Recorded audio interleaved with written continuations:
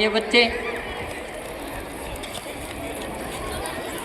अच्छा अच्छा, अभी मनोज जी ने बताया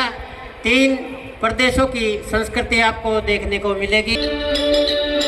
हिमाय भूमि जन्मभूमि कर्मभूमि अमुची